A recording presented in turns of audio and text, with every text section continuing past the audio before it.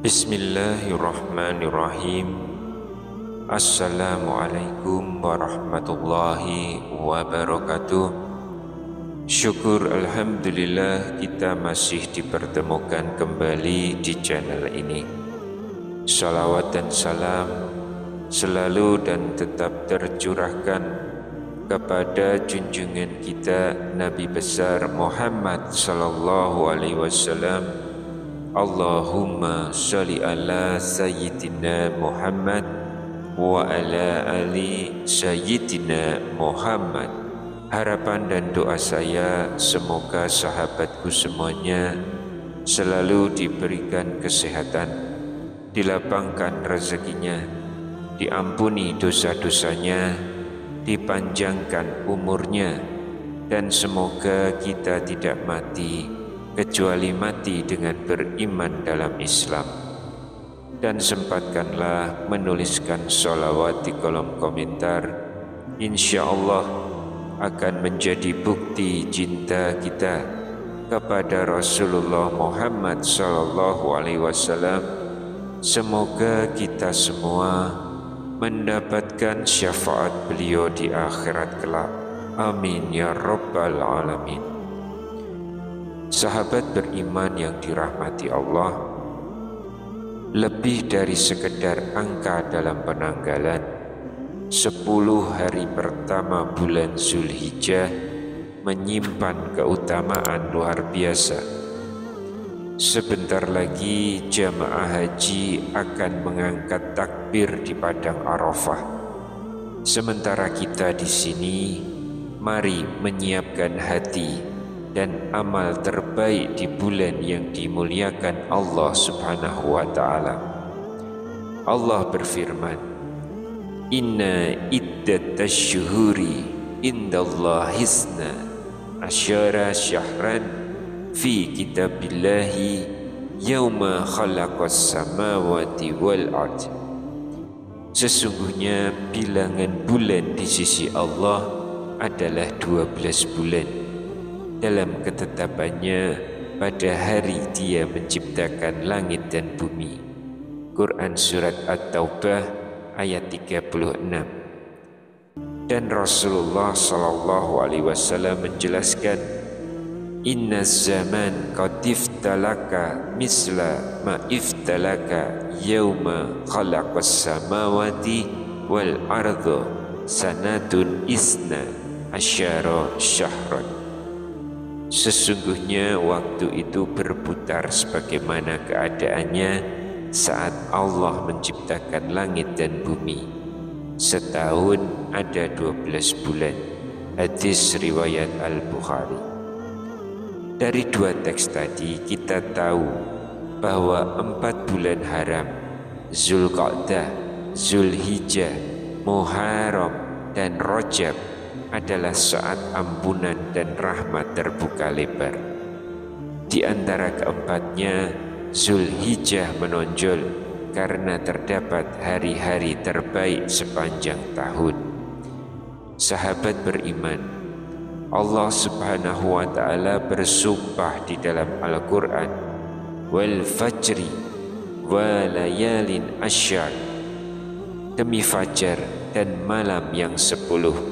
Quran Surat Al-Fajr ayat 1 dan ayat 2. Ayat ini memicu perdebatan ulama. Malam yang dimaksud dari 3 pendapat, 10 malam terakhir Ramadan, 10 hari pertama Muharram, atau 10 hari pertama Zulhijjah. Pendapat terkuat yang dimaksud adalah 10 hari pertama Zulhijjah.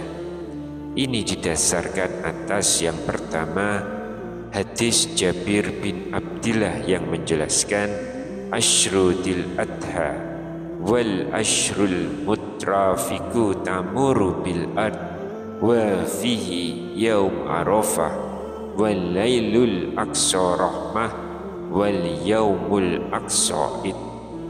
10 hari Zulhijjah dan di antaranya hari Arafah.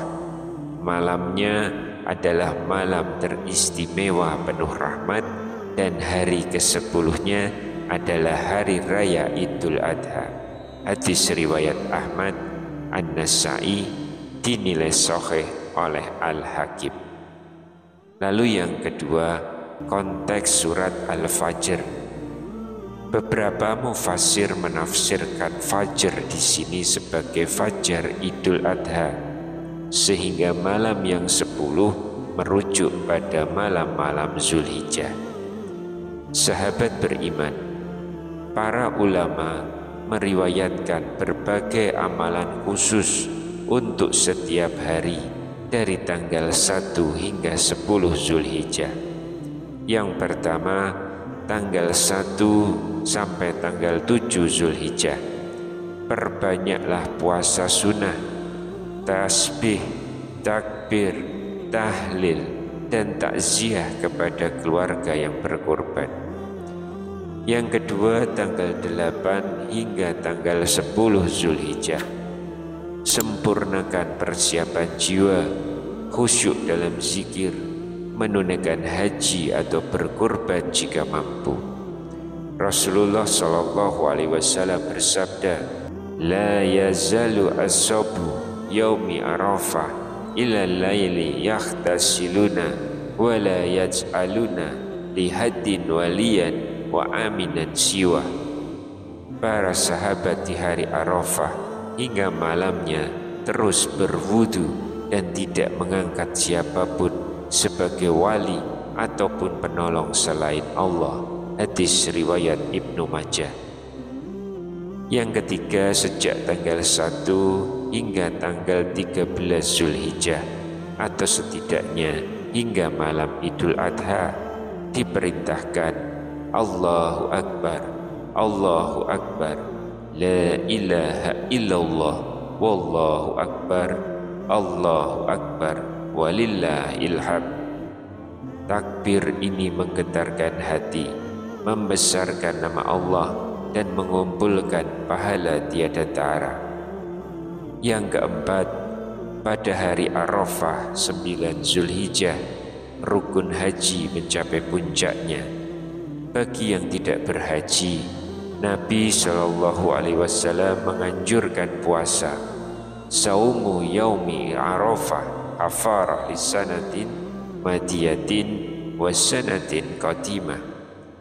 Puasa hari Arafah menghapus dosa setahun lalu dan setahun mendatang. Hadis riwayat Muslim.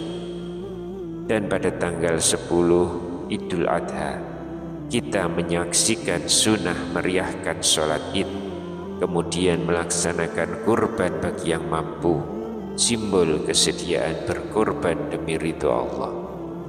Sahabat beriman, 10 hari ini adalah peluang emas yang Allah bentangkan istimewa hanya untuk kita.